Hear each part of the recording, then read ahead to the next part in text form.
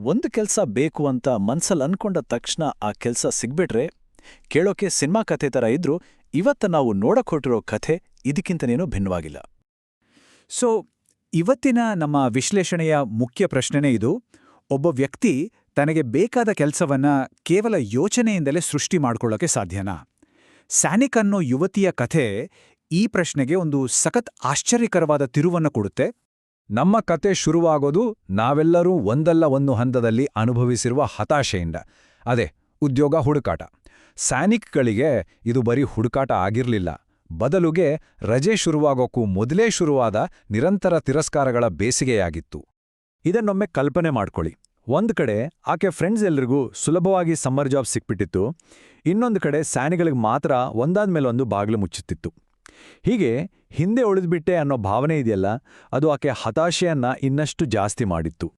ಎಲ್ಲವೂ ಮುಗೀತು, ಇನ್ನೇನು ಆಗಲ್ಲ ಅನ್ಕೊಂಡಾಗ ಕಥೆಯಲ್ಲಿ ಒಂದು ಅನಿರೀಕ್ಷಿತ ತಿರುವು ಬರುತ್ತೆ. ಅದು ಸ್ಯಾನಿಕ್ಳ ತಾಯಿಯಿಂದ ಸಿಕ್ಕ ಒಂದು ವಿಚಿತ್ರವಾದ ಸಲಹೆ.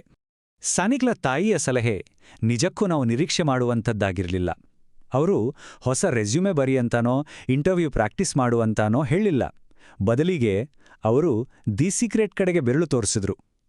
ಅಷ್ಟೇ ಅಲ್ಲ, ಅದನ್ನ ಸುಮ್ಮನೆ ನೋಡಿದ್ರೆ ಸಾಲದು, ಅದರ ತಿರುಳನ್ನು ಸಂಪೂರ್ಣವಾಗಿ ಉಳ್ವಾಂಗಿಕೊಳ್ಳಬೇಕು ಅಂದ್ರೆ ಮನಸ್ಸಿಗೆ ಇಳಿಸ್ಕೋಬೇಕು ಅಂತ ಒತ್ತಿ ಹೇಳಿದ್ರು. ಆ ಒಂದು ಕ್ಷಣ ಸ್ಯಾನಿಕ್ಳ ಪಾಲಿಗೆ ಎಲ್ಲವನ್ನೂ ಬದಲಾಯಿಸಿತು. ತಾಯಿಯ ಸಲಹೆಯನ್ನ ಮನಸಾರೆ ಒಪ್ಕೊಂಡ ಸ್ಯಾನಿಕ್ ತೆಗೆದುಕೊಂಡ ಮುಂದಿನ ಹೆಜ್ಜೆಯೇ ಈ ಕಥೆಯ ಅತ್ಯಂತ ರೋಚಕ ಘಟ್ಟ. ಆ ಸಲಹೆ ಸಿಕ್ಕಿದ್ದು ಕೇವಲ 2 ದಿನಗಳಲ್ಲಿ. ಸ್ಯಾನಿಕ್ ಒಂದು ವಿಭಿನ್ನವಾದ ಕೆಲಸ ಮಾಡಿದ್ಲು. ಬಹುತೇಕ ಉದ್ಯೋಗಾಕಾಂಕ್ಷಿಗಳು ಕನಸಿನಲ್ಲೂ ಯೋಚನೆ ಮಾಡಿದಂತಹ ಒಂದು ಹೆಜ್ಜೆ. ಆಕೆ ಬರ್ದಿದ್ದು ಒಂದು ಊಹಾಪತ್ರ. ಅಂದ್ರೆ ತಾನು ಅರ್ಜಿ ಸಲ್ಲಿಸಿದ್ದ, ಆದರೆ ಸಂದರ್ಶನಕ್ಕೆ ಕರೆಯೇ ಬರ್ದಿದ್ದ ಒಂದು ಕಿರಾಣಿ ಅಂಗಡಿಯ ಮ್ಯಾನೇಜರ್ಗೆ ಈ ಪತ್ರವನ್ನ ಬರ್ದಳು. ಆ ಪತ್ರದಲ್ಲಿ ಆಕೆ ನಿಜಕ್ಕೂ ಒಂದು ಧೈರ್ಯದ ಕೆಲಸ ಮಾಡಿದ್ಲು. ತನಗೆ ಆ ಕೆಲಸ ಈಗಾಗಲೇ ಸಿಕ್ತಿದೆ ಅನ್ನೋ ಹಾಗೆ ಆ ಮ್ಯಾನೇಜರ್ ತನ್ನ ಬಾಸ್ ಅಂತಾನೆ ಭಾವಿಸಿ ಅವರಿಗೆ ಧನ್ಯವಾದ ತಿಳಿಸಿದ್ಲು.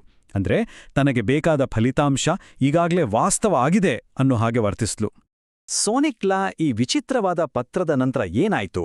ಫಲಿತಾಂಶಗಳು ತುಂಬಾನೇ ಆಶ್ಚರ್ಯಕರವಾಗಿದ್ವು ಮತ್ತು ಬಹುತೇಕ ತಕ್ಷಣವೇ ಬಂದವು. ನೋಡಿ, ಎಲ್ಲವೂ ಎಷ್ಟು ವೇಗವಾಗಿ ನಡೆದೋಯ್ತು. ಆ ಪತ್ರ ಕಳಿಸಿದ 2 ದಿನಗಳಲ್ಲಿ ಫೋನ್ ಕರೆ ಬಂತು. ಅದಾದ ಕೇವಲ 2 ವಾರಗಳಲ್ಲಿ ಆಕೆಯ ಕೈಯಲ್ಲಿ ತನ್ನ ಮೊದಲ ಸಂಬಳವಿತ್ತು. ರಿಸಲ್ಟ್ಸ್ ಬಹುತೇಕ ತಕ್ಷಣವೇ ಸಿಕ್ಕಿತ್ತು. ಆದರೆ ಕಥೆ ಇಲ್ಲಿಗೆ ಮುಗಿಯಲ್ಲ. ಈ ಯಶಸ್ಸು ಕೇವಲ ಒಂದು ಕೆಲಸ ಮತ್ತು ಸಂಬಳಕ್ಕೆ ಸೀಮಿತವಾಗಿರಲಿಲ್ಲ. ಅದು ಆಕೆಯ ಜೀವನದಲ್ಲಿ ಅನೇಕ ಹೊಸ ಬಾಗಿಲುಗಳನ್ನು ತೆರೆಯಿತು. ಈ ಒಂದೇ ಒಂದು ಯಶಸ್ಸು ಆಕೆಯ ಜೀವನದ ಬೇರೆ ಭಾಗಗಳಿಗೂ ಹರಿತು. ತನ್ನ ಮೊದಲ ಬ್ಯಾಂಕ್ ಖಾತೆ ತೆರೆದ್ಲು, ಹೊಸ ಫೋನ್ ತಗೊಂಡ್ಲು ಮತ್ತು ಮೊದಲ ಬಾರಿಗೆ ತನ್ನದೇ ಆದ ಖರ್ಚಿಗೆ ಹಣ ಇತ್ತು. ಇದು ಆಕೆಗೆ ತನ್ನ ಮೊದಲ ಕಾರು ಖರೀದಿಸುವಂತಹ ದೊಡ್ಡ ಕನಸು ಕಾಣುವ ಧೈರ್ಯವನ್ನೂ ಕೊಟ್ಟಿತು. ಇದೆಲ್ಲದಕ್ಕೂ ಮೂಲ ಆ ಒಂದು ಅಸಾಂಪ್ರದಾಯಿಕ ಪತ್ರ. ಸರಿ, ಇದುವರೆಗೂ ನಾವು ಸ್ಯಾನಿಕ್ಳ ಅದ್ಭುತ ಕಥೆಯನ್ನ ನೋಡಿದ್ವಿ. ಈಗ ಇದರ ಹಿಂದಿರುವ ಆಳವಾದ ಅರ್ಥವನ್ನ ಹುಡುಕೋಣ. ಈ ಘಟನೆಯಿಂದ ಕಲಿಬೇಕಾದ ಪಾಠವಾದರೂ ಏನು? ಸ್ಯಾನಿಕ್ಳ ಕಥೆ ನಾವು ಸಾಂಪ್ರದಾಯಿಕ ದಾರಿಯನ್ನು ಬಿಟ್ಟು ಬೇರೆ ರೀತಿ ಯೋಚಿಸಿದಾಗ ಏನಾಗಬಹುದು ಅನ್ನೋದನ್ನು ತೋರಿಸುತ್ತೆ. ಗುರಿ ಸಾಧಿಸಲು ಇರುವ ದಾರಿಗಳ ಬಗ್ಗೆ ನಮ್ಮ ಯೋಚನಾ ಲಹರಿಯನ್ನೇ ಇದು ಪ್ರಶ್ನಿಸುತ್ತೆ. ಹಾಗಾದರೆ ಆಕೆಯ ಯಶಸ್ಸಿನ ನಿಜವಾದ ರಹಸ್ಯವಾದರೂ ಏನು?